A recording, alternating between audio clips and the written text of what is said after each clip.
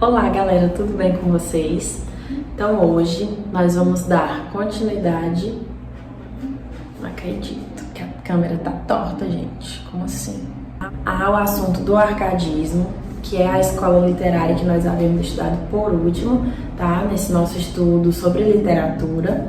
Não precisa dizer que a aula vai ser sobre literatura, né? Está ali muito claro. E é isso. Pra gente começar a falar sobre o arcadismo no Brasil, a gente vai retomar algumas coisas que nós já havíamos pontuado sobre o arcadismo em Portugal. Sim, porque ninguém é uma máquina para decorar tudo de uma vez, né? Então vamos retomar. Vamos lá. Primeira coisa, o arcadismo em Portugal, ou seja, na Europa, falando de maneira geral, iniciou no século, na verdade, 18, né? Acho que é assim que escreve 18. O arcadismo se iniciou no século 18, certo? Esse nome, arcadismo, sim, hoje vocês vão me ver escrevendo, com certeza. Esse radical, certo? Do arcadismo vem lá da palavra Arcádia, né? Arcádia, pelo menos.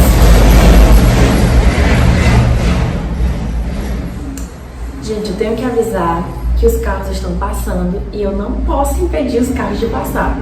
Então, me desculpem pelo barulho, mas é a vida. Vamos lá? Então, Arcádia, certo?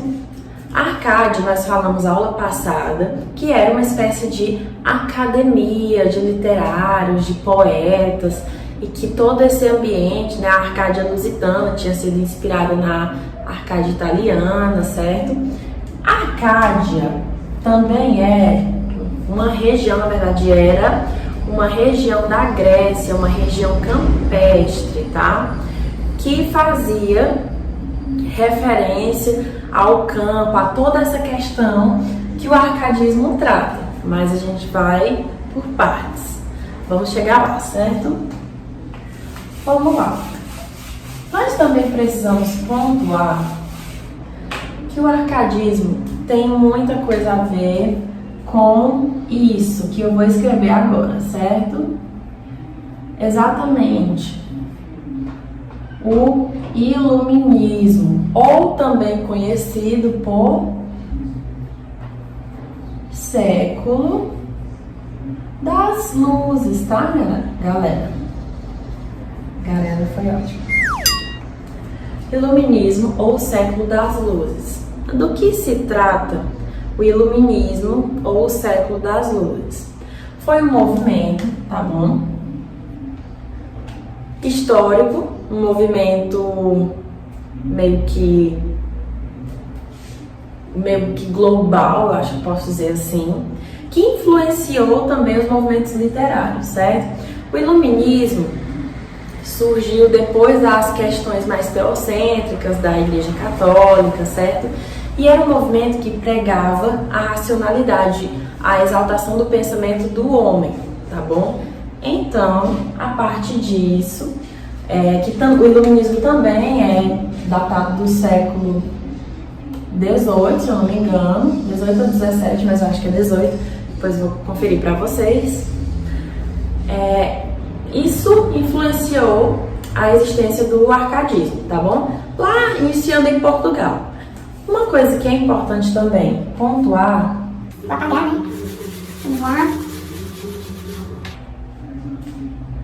Uma coisa que é interessante pontuar é que, como em 1500 a gente teve o processo de colonização no Brasil, nós só passamos a ter literatura aqui no Brasil a partir desse período, certo? Antes disso, não havia literatura produzida pelos próprios brasileiros, ok? Ou indígenas, né? Porque o termo brasileiro foi surgindo a partir de um processo de emancipação, de independência, né? E tudo. Então, é a partir daí que a gente vai trabalhando, a partir de 1500, que As motos também estão passando, né, gente? Fazer o quê? Então, a partir do ano de 1500, tá? Que nós tivemos aí essa produção literária na colônia ou nas nossas terras, certo? Vamos lá. Características que nós havíamos visto. Quando eu falo em arcadismo, eu tenho que lembrar muito dessa palavra, certo? Que é o bucolismo. Adoro grifar as coisas, gente, incrível. O bucolismo é esse sentimento de pertencimento ao campo, de afastamento da cidade, de valorização do campo, certo? Então, o arcadismo, ele traz muito essa característica. Nós vimos na aula passada, certo? Vamos ver se, continuando com o arcadismo no Brasil, isso também vai continuar, permanecer.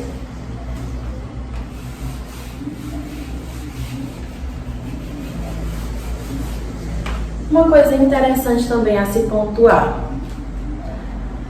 Alguns tópicos aqui eu estou pontuando, eu estou deixando bastante claro, tá? Porque no final dessa aula eu vou deixar um link na plataforma e vocês terão que preencher o formulário lá no Google, certo? Que é a atividade da aula. Sim, porque eu cansei de passar aula de literatura e não passar atividade. Exatamente isso. Então, nós vamos ter uma atividade básica, muito básica, mas pegando o contexto, certo? Não é uma prova, tá, gente? É uma atividade. Mas eu gostaria, seria muito bacana se todo mundo fosse lá e preenchesse, tá bom? Preencham o formulário, que é uma atividadezinha básica, tá bom? E por isso eu estou pontuando algumas questões específicas aqui, porque estarão lá nas questões. Eu gostaria que vocês fixassem e preenchessem lá o formulário. Vamos lá, gente. O arcadismo também podia ser chamado de setecentismo ou neoclassicismo. Por que especificamente neoclassicismo? Neo, de novo, né, gente? Prefixo aí que indica novo. Novo classicismo, ou seja, uma retomada aos temas, ao estilo clássico, certo? O arcadismo, ele faz essa relação. Só que aí eu vou lembrar, professora, antes do arcadismo, ou do setecentismo, ou do neoclassicismo, a gente tinha algo chamado, exatamente, o barroco, certo? O barroco, ele era totalmente o contrário de temas e estilos clássicos. Ele rompia com isso, ele era um estilo mais rebelde, algo mais dual, trabalhava mais com as oposições, com a dualidade, o pensamento religioso em detrimento do pensamento mais antropocêntrico. Na verdade, não em detrimento, mas os dois ali sempre na dualidade, tá bom? E aí nós vamos ver que até mesmo alguns autores árcades fizeram essa transição, certo? Como assim transição? Eles ainda na escrita, na produção literária, tinham características barrocas. Ah, professora, mas tipo assim, quem é árcade não pode ser barroco, quem é barroco não pode ser árcade, é tudo bem? Separadinho, separadinho. Gente, não é assim que a literatura funciona, certo? A literatura segue muito os períodos históricos. Estou muito incomodada com o barulho dos carros.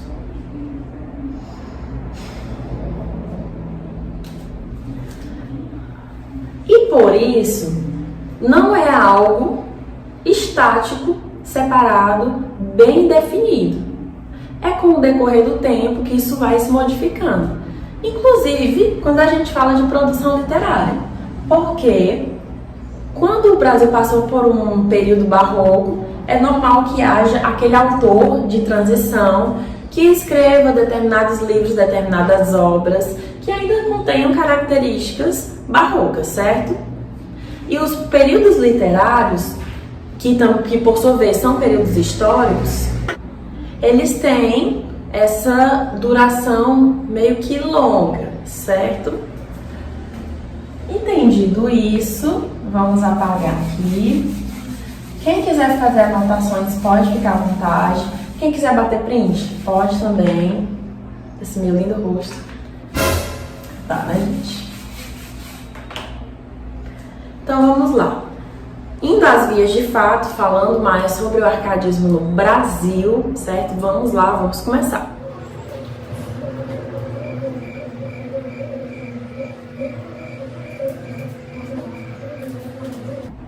Nós já falamos que o contexto geral foi, o iluminismo, né, gente?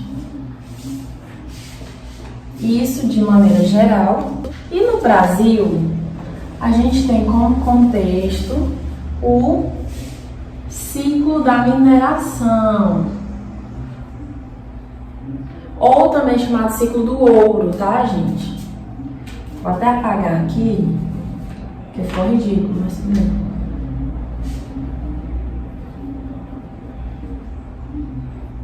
Vamos lá. Puxando um pouco da história, certo? O que aconteceu nesse ciclo do ouro? Vamos lá. É importante a gente pontuar que antes, certo, desse ciclo do ouro acontecer, Portugal viveu em uma dinastia, a chamada dinastia filipina. Vou anotar para que fique melhor a visualização de vocês, certo? Portugal viveu em uma dinastia filipina. Nas dinastias há um rei. E nesse caso, o mesmo rei governava Espanha e Portugal. Certo, gente? Espanha e Portugal eram governados, países, né? Eram governados por um mesmo rei. O que é importante nós pontuarmos? Que durante o período da dinastia, a exploração dentro da nossa, na verdade, dentro do que hoje a gente chama de Brasil, mas o que antes era colônia, foi intensificada. A exploração foi intensificada aqui dentro, certo? E além do pau-brasil, buscou-se também cultivar cana-de-açúcar, que também configurou um ciclo, assim como o ouro. Vamos lá. Tendo isso em vista, é importante a gente entender que Portugal passou por uma guerra, isso nós já falamos na aula passada, chamada Guerra da Restauração, certo? Essa Guerra da Restauração foi importante porque, para que Portugal conseguisse a sua independência, tá certo, gente? Então, a Guerra da Restauração durou alguns anos e Portugal conseguiu a sua independência fazendo a separação, né? Entre Espanha e Portugal não eram mais governados por um mesmo rei. E com o fim da Guerra da Restauração,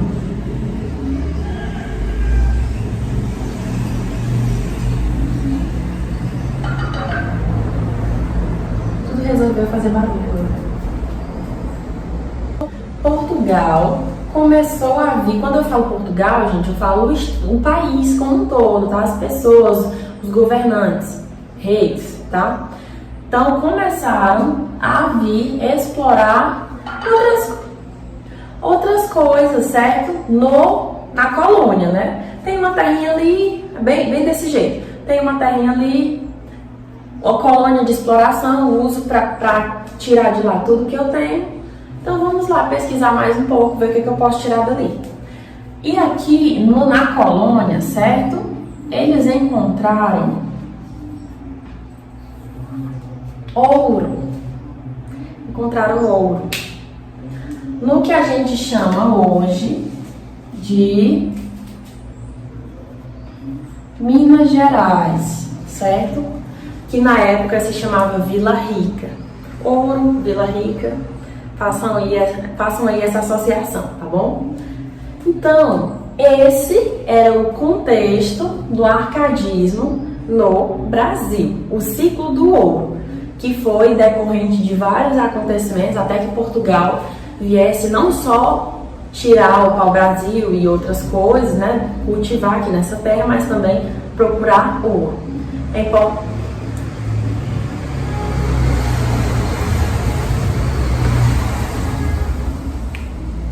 Podemos? É importante a gente comentar que essa extração, esse trabalho de exploração, principalmente em relação ao ouro, foi muito intenso, certo? Agora vamos, depois de ter contextualizado, entender um pouco mais sobre como o arcadismo se deu aqui.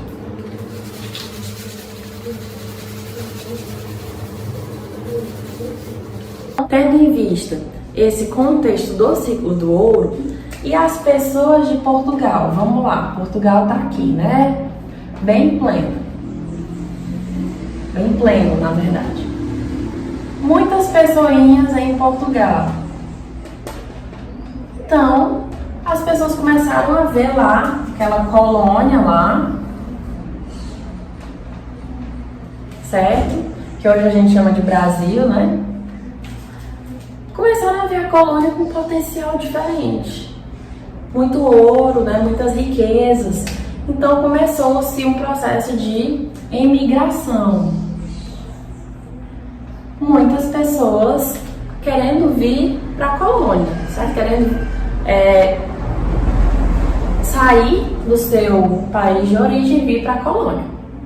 Tanto que tem um índice que mostra que de 300 mil pessoas, se eu não me engano, posso verificar isso depois, o número sofreu um aumento significativo, certo?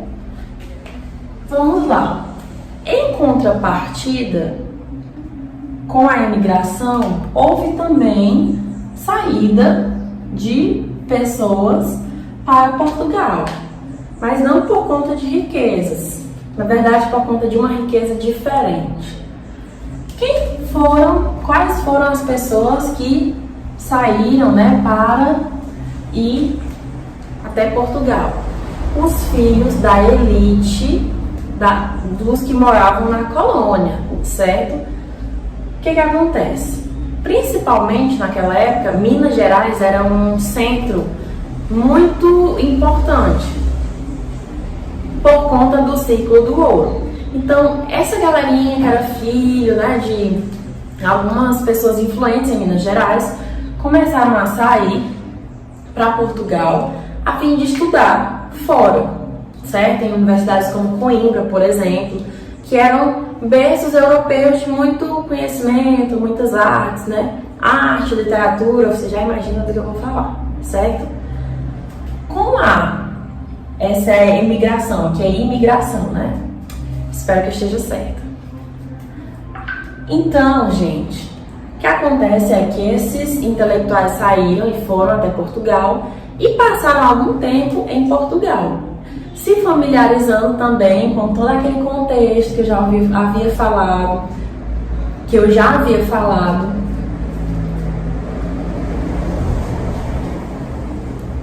sobre o iluminismo, certo? Sobre toda essa questão, né, do pensamento racional, antropológico, tá bom?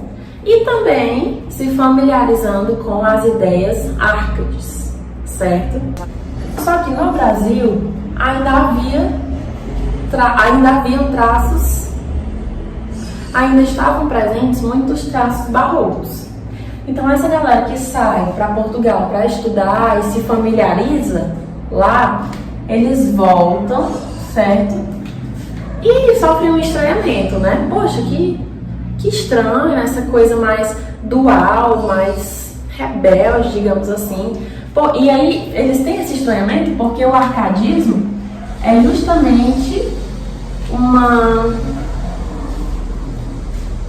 uma retomada aos valores clássicos, aos ideais clássicos, a todo aquele estilo clássico, certo? Então havia toda essa familiaridade com os valores clássicos, com os ideais clássicos. E eles voltam realmente sofrendo esse estranhamento, certo? É aí que a gente vai dar início, que se deu o início do... É aí que se iniciou o arcadismo. Foi aí, então, que se iniciou o arcadismo no Brasil, certo?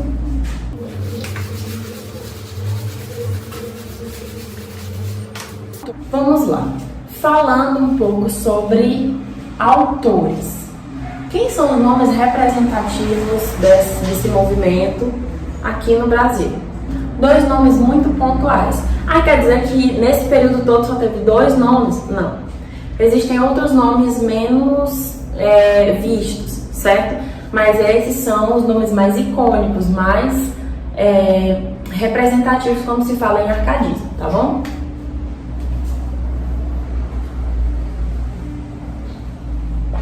São eles: Cláudio Manuel da Costa,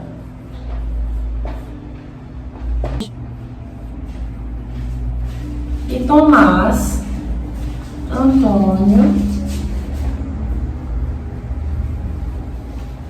Gonzaga, tá, gente? Esse último, principalmente,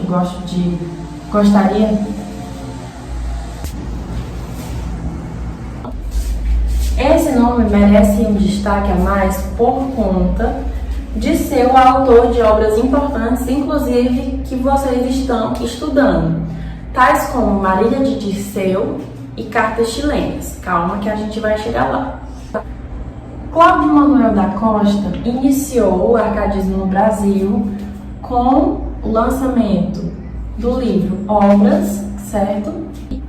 Que é do ano de 1768, ok? Finge que isso aqui é um.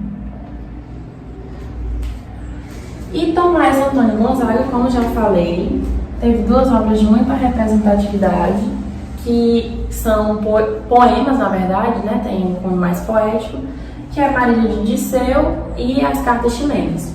As Cartas Chilenas, elas têm um cunho mais satírico. O que isso quer dizer? Que são mais críticas, que tem um teor mais crítico em relação a Marília de Dirceu. Eu apontei aqui, mas não tem nada, né? Mas enfim. E tem um cunho mais satírico por criticar o governo de Minas Gerais, o governador de Minas Gerais. Só que para isso não ficar tão escrachado e explícito, eles colocaram como cartas chilenas, né? Como se remetesse a outro país, certo? Vamos lá, gente. Agora falando sobre as características e por fim a gente vai pontuar estudar algumas questões referentes a Marília de Dirceu. Vou ler alguns trechos para vocês para a gente identificar algumas características. Então vamos lá. Falando agora sobre as características do arcadismo no Brasil, certo? Nós já falamos sobre Cláudio Manuel da Costa e falamos também sobre Tomás Antônio Gonzaga, que foram nomes importantes para o estabelecimento do arcadismo no Brasil. É importante a gente pontuar também que, em relação às características, a gente tinha o uso de pseudônimos. O que são pseudônimos? São nomes que não são os seus nomes originais, certo? São identificações para aquele que escreve um determinado texto, uma obra literária, certo? Quem ficou muito conhecido pelo uso de pseudônimos, mas não tem a ver com o arcadismo, né? Na verdade, foi um poeta português chamado Fernando Pessoa, que tinha diversos pseudônimos, certo? Mesmo se chamando Fernando Pessoa, ele tinha outros pseudônimos, como Alberto Caeiro, como Ricardo Reis, e etc. Então, usava-se muitos pseudônimos, certo? Espero que tenha ficado claro o que exatamente é pseudônimo para vocês. Em relação ao fingimento poético, certo? É interessante a gente falar que muitos desses estudiosos tinham outras profissões, como a área do direito, por exemplo, certo? E quando eles iam escrever esses poemas, essas obras, até se relaciona bem com o pseudônimo, com o uso do pseudônimo, para que eles não se identificassem na sua originalidade, em relação ao que eles de fato eram, certo? Então havia esse fingimento poético aí associado ao uso dos pseudônimos. Em relação às marcas neoclássicas, gente, já havia falado para vocês sobre isso, alguns minutos atrás. O arcadismo no Brasil, ele vai retomar esses termos, né? Esses termos latinos. Professor, esses termos latinos somente serviam para ficar escritos em algum local? Não, eles eram princípios árcades, certo? Locus amoenos, local ameno, fazendo referência ao campo. Fugere urban, que fazia referência também a fugir da urbanização, fuga da cidade, certo? E também tem até mesmo o carpe diem, né? Que eu não coloquei aqui, mas que também foi meio que um valor árcade, certo? Então houve essa retomada das marcas neoclássicas. Na verdade, retomada das marcas clássicas, né? Aí nós tínhamos aí marcas neoclássicas, uma retomada ao que antes era clássico. E nós tivemos poemas épicos. Para quem não sabe, épico é um gênero que relata uma narrativa heróica, certo? Opa!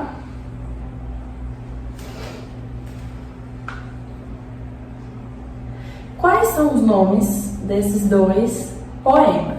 O primeiro chama-se, na verdade não existe uma ordem, eu estou dizendo primeiro ou segundo, mas se chamou Caramuru.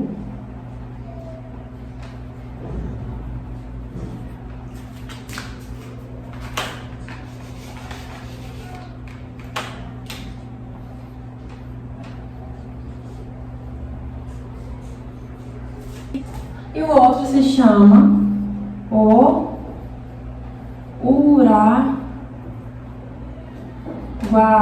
certo? Esse é escrito por Santa Rita Durão, se eu não me engano, e o outro escrito por Basílio da Gama, certo? Que também tinham essas características árcades. Por que é importante pegar um pouco de tudo, gente? Para que a gente tenha noção do que aconteceu naquele período, certo? Que foi um período, todo período literário é por sua vez um tanto amplo, certo? Tanto que vocês vão ver mais na frente escolas literárias com 2 fases, 3 fases, certo? Agora eu vou compartilhar alguns trechos para vocês do poema Marília de Dirceu. Quando a gente fala poema, imagina algo pequeno, né? Mas Marília de Dirceu é um livro, né? Escrito todo em versos. Antes, vamos falar um pouco sobre, não está aqui, que eu apaguei, mas vamos falar um pouco sobre Tomás Antônio Gonzaga, que foi um dos autores bastante importantes, né, no arcadismo no Brasil. Tomás Antônio Gonzaga é natural de Portugal, mas foi criado, na verdade, chegou ao Brasil, né? Chegou ao Brasil, inclusive, órfão de pai e mãe, tá certo? Ele começou o seu estudo aqui no Brasil, mas por conta do retorno dos jesuítas a Portugal e o colégio foi fechado, né? Ele teve que dar pausa aí nesses estudos. Em 1761, Gonzaga vai para Portugal. E é todo aquele processo que a gente falou, né, sobre a imigração, né? Teve uma imigração, que foi a galera que veio de Portugal para o Brasil, e teve um movimento inverso, né, que foi a imigração. É interessante a gente pontuar aqui também como Tomás Antônio Gonzaga foi o escritor do livro Marília de Dirceu, ele se intitula como Dirceu, né? Esse é o seu pseudônimo, e Marília, a sua amada. É interessante falar, na verdade, olhando um trecho do livro que eu pude lembrar e compartilhar com vocês, que é importante, que nesse processo todo, esses literatos que vinham de Portugal para o Brasil, alguns já nascidos em Portugal, como o caso de Tomás Antônio Gonzaga, outros, nascidos aqui.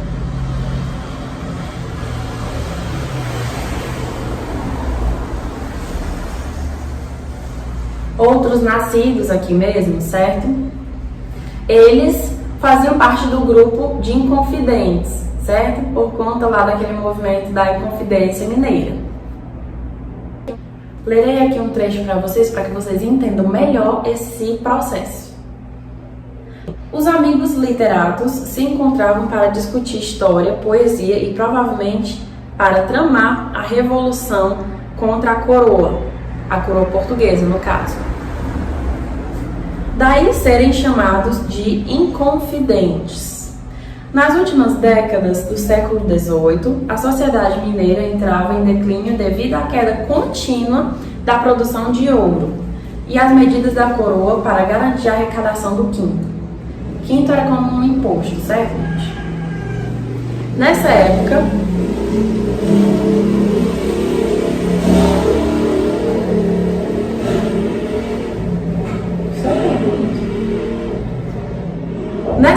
Gonzaga deixa de ser situacionista e se torna inimigo ferrenho do corrupto Luiz Cunha Menezes, então governador da capitania da Vila Rica, ou seja, Minas Gerais. Se tornaria Minas Gerais, né?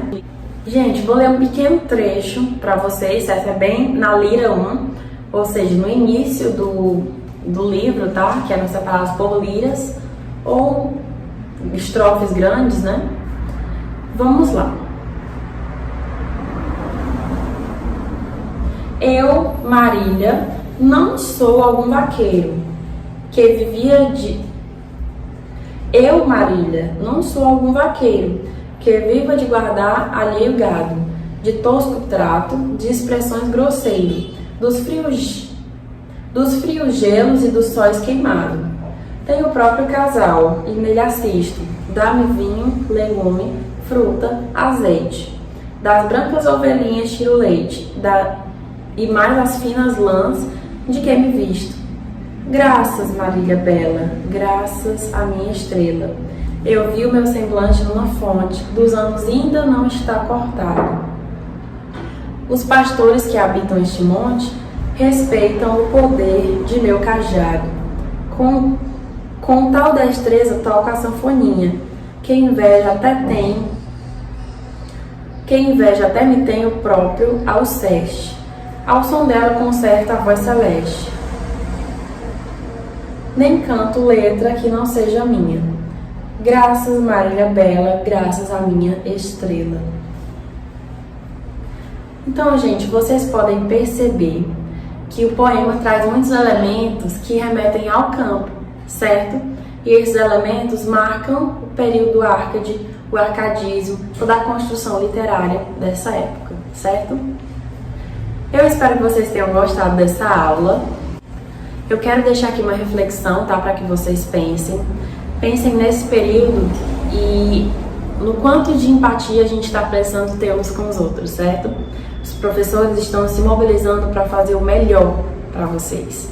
E eu espero que vocês estejam conseguindo acompanhar de maneira muito eficaz e muito produtiva, certo? Eu espero que vocês tenham gostado e vão lá na plataforma, o link vai estar lá do formulário com a nossa atividade, certo? É importante que vocês façam para sintetizar os conhecimentos. A atividade é muito curtinha, vocês vão fazer sem problema nenhum. É isso e bons estudos a todos!